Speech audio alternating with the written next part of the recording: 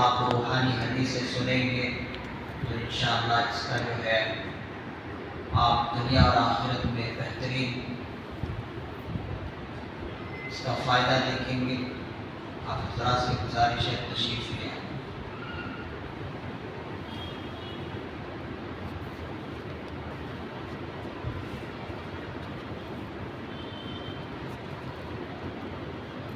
بسم اللہ الرحمن الرحیم فإن خير الحديث كتاب الله وخير الهدي هدي محمد صلى الله عليه وسلم وشر الأمور محدثاتها وكل محدثة بدعة وكل بدعة ضلالة وكل ضلالة في النار۔ عن أبي أمامة رضي الله عنه قال قال رسول الله صلى الله عليه وسلم عرض علي ربي ليجعلني بطحاء مكة ذهبا فقلت إذا يا ربي وإن أشبع يوما وأجوع يوما فإذا جعت تزرعت إليك وذكرتك وإذا شبعت حمدتك وشكرتك۔ رواہ احمد والترمذی شریف۔ حضرت ابو امامہ رضی اللہ عنہ سے روایت ہے کہ رسول اللہ صلی اللہ علیہ وسلم نے فرمایا کہ اللہ تعالیٰ نے میرے سامنے یہ بات رکھی کہ میرے لیے وہ مکے کی وادی کو یعنی اس کے سنگریزوں کو سونا بنا دے اور سونے سے بھر دے، یعنی اللہ تعالیٰ کی طرف سے میرے سامنے یہ بات رکھی گئی کہ اگر تم دولت مند بننا چاہو تو تمہارے لیے مکے کی وادی کو ہم سونے سے بھر سکتے ہیں۔ تو میں نے عرض کیا کہ میرے پروردگار، میں اپنے لیے یہ نہیں مانگتا بلکہ میں ایسی ناداری اور غریبی کی حالت میں رہنا پسند کرتا ہوں کہ ایک دن پیٹ بھر کر کھاؤں اور ایک دن بھوکا رہوں۔ تو جب مجھے بھوک لگے تو آپ کو یاد کروں، آپ کے سامنے عاجزی اور کریا گزاری کروں، اور جب آپ کی طرف سے مجھے کھانا ملے اور میرا پیٹ بھرے تو میں آپ کی حمد اور آپ کا شکر ادا کروں۔ نبی امامہ رضی اللہ عنہ عن النبی صلی اللہ علیہ وسلم قال أغبد أوليائي عندي لمؤمن خفيف الحازي ذو حظ من الصلاة أحسن عبادة ربه وأطاعه في السر وكان غامزا في الناس لا يشار إليه بالأصابع وكان رزقه كفافا فصبر على ذلك ثم نقض بيده وقال أجلت منيته قلت بواكيه قلت تراسه۔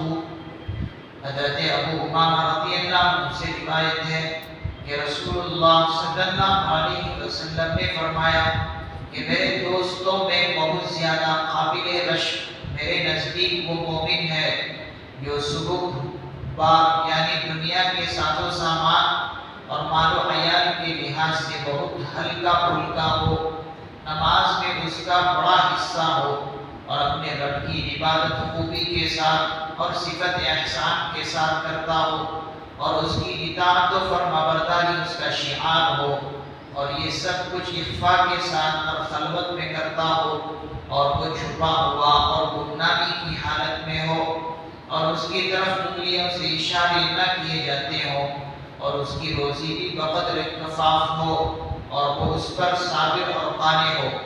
پھر رسول اللہ صلی اللہ علیہ وسلم نے اپنے ہاتھ سے چٹکی بجائی جیسے کہ کسی چیز کے ہو جانے پر اظہار تعجب یا اظہار حیرت کے لیے چٹکی بجاتے ہیں، اور فرمایا کہ جلدی آگے اس کو موت اور اس پر رونے والیاں بھی کم ہے، اس کا ترکہ بھی بہت تھوڑا سا ہے۔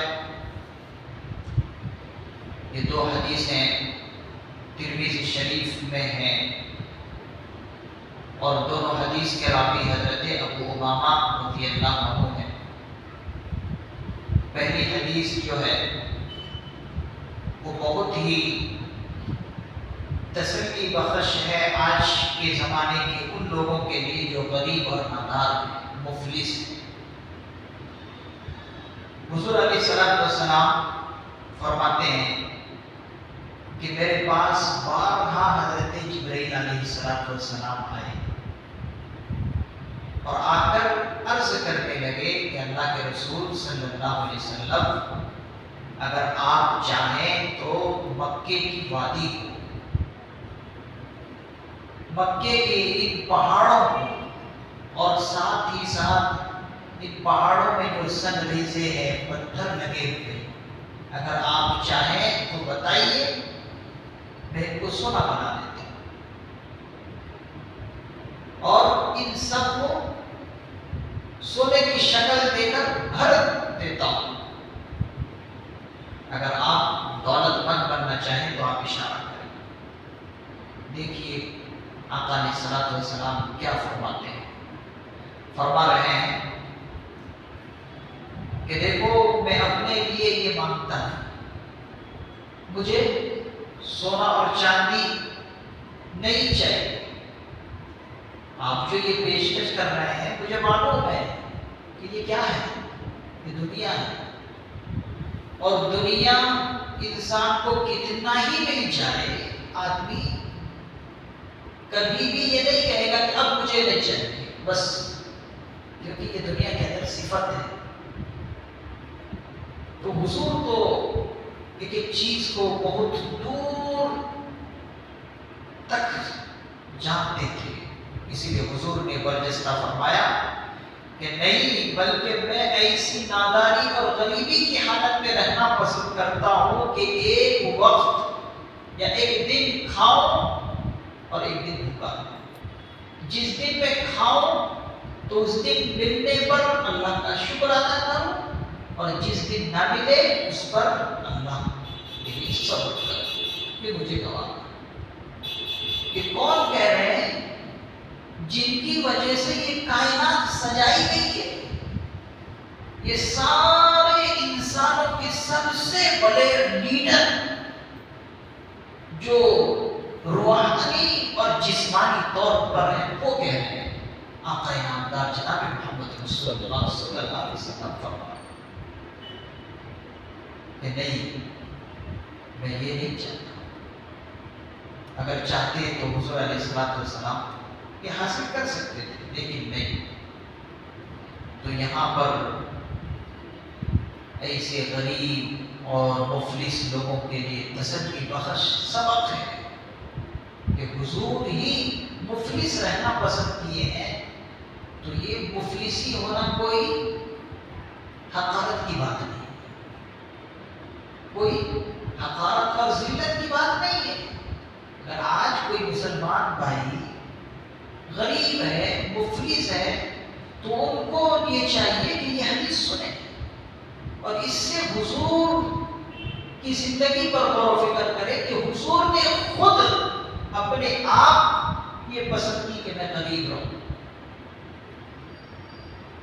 اور بہت فائدہ بھی ہے، غربت میں رہنا بہت فائدہ مند ہے۔ محدثی نظام اس کو ایک نعمت بتلاتے ہیں کہ یہ ایک نعمت ہے۔ کیوں؟ اس لیے کہ آخرت کی گھاٹیوں سے گزرنا بہت مشکل ہے، وہاں کے بوجھ کو برداشت کرنا بہت مشکل ہے۔ تو اس لیے جو غریب ہوں گے وہاں کی سخت گھاٹیوں میں آسانی سے گزر جائیں گے، اس لیے کہ ہلکا پھلکا عذاب ہوگا۔ قبر کا عذاب اتنا سخت ہے، آخرت میں ایک ایک پل کا حساب دینا اور ایک ایک روپیہ پیسوں کا حساب دینا اور ساری جائیداد کا حساب دینا، یہ کوئی معمولی کام نہیں ہے۔ حضور جانتے تھے کہ یہ بہت مشکل ترین گھڑی ہے آخرت میں اللہ کے سامنے حساب دینے کا، اس لیے حضور نے خود بخود اپنے لیے یہ پسند کی کہ میں غریب رہوں۔ اس حدیث میں یہ جو ہے بتایا گیا۔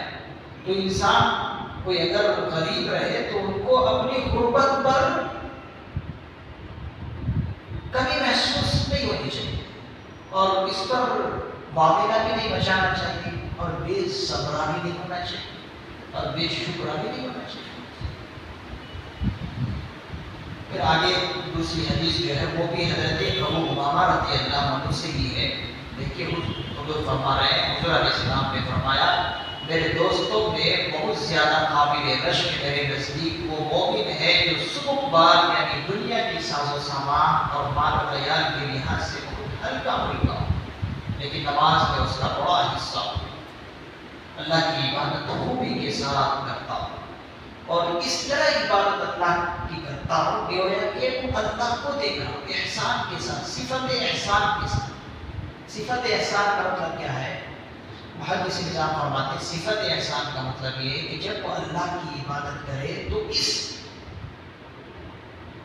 توجہ کے ساتھ عبادت کرے گویا کہ وہ اللہ کو دیکھ رہا ہے، اللہ تعالیٰ سے بات کر رہا ہے۔ ان تعبد اللہ کأنک تراه فإن لم تكن تراه فإن لم يكن يراك، کہ انسان اللہ کی عبادت اس طرح کرے گویا کہ وہ اللہ کو دیکھ رہا ہے، گویا کہ اللہ کو دیکھ رہا ہے۔ اور اگر یہ صفت نہ بھی آئے تو کم از کم یہ وہ گمان کرے کہ اگرچہ میں اللہ کو نہیں دیکھ رہا، اللہ مجھے دیکھ رہا ہے۔ یہ ہے صفت احسان۔ تو اس طرح سے وہ عبادت کرتا ہو اور جو بھی عبادت کرتا ہو وہ اخفاء کے ساتھ، خفیہ کے ساتھ عبادت کرتا ہو، خلوت میں اکثر کرتا ہو، چھپا ہوا بھی ہو، گمنامی کی حالت میں ہو، لوگ اس کی طرف انگلیوں سے اشارہ بھی نہ کرتا کہ یہ دیکھو یہ حضور جا رہے ہیں، اتنے گمنامی کی حالت میں وہ اللہ کے اتنے قریب ہو جائے۔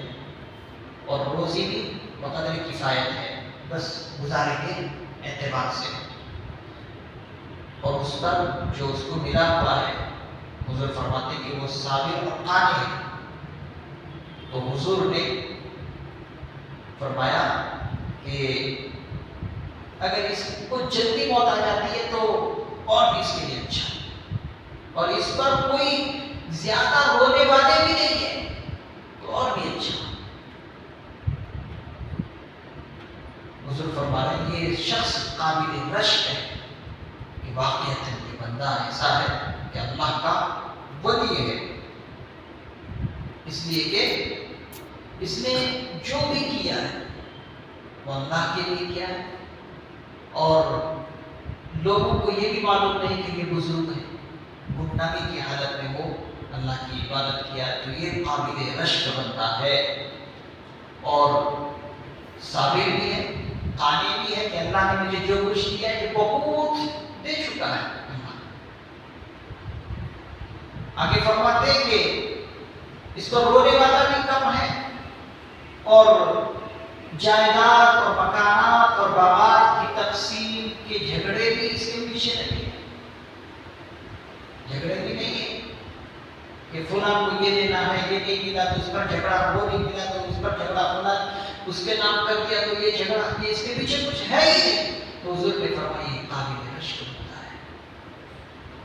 تو آدمی ان حدیثوں سے سبق لے اور جو کچھ اس کے مقدر میں ہے وہ تو ملنا ہی ہے، لیکن یہ بھی نہیں ہے کہ وہ ہاتھ پر ہاتھ دھرا بیٹھا ہے، محنت بھی کرے۔ حضور علیہ السلام کی جانشین حضرت امیر المؤمنین خلیفہ دور فاروق اعظم رضی اللہ عنہ نے فرمایا کہ وہ شخص بڑا خراب ہے اللہ کے نزدیک جو لوگوں پر بوجھ بن کر ہے۔ بوجھ بننا بھی اچھی صفت نہیں ہے کہ صدقات اور خیرات کی امید میں بیٹھا ہوا، ہاتھ پر ہاتھ دھرا بیٹھا ہے کہ لوگ مجھے دیں گے اور بوجھ بنا ہوا۔ حضرت امیر المؤمنین نے فرمایا کہ اس کو متوکل نہیں کہتے، توکل کرنے والے اس کو نہیں کہتے، کیونکہ آسمان سے سونا چاندی تھوڑی برستا ہے، محنت اور مجاہدہ کرے، ہاں جو مقدر میں ہو وہ ملے اور اس پر آنے اور صبر کرے، یہ بہت بہترین چیز ہے۔ اور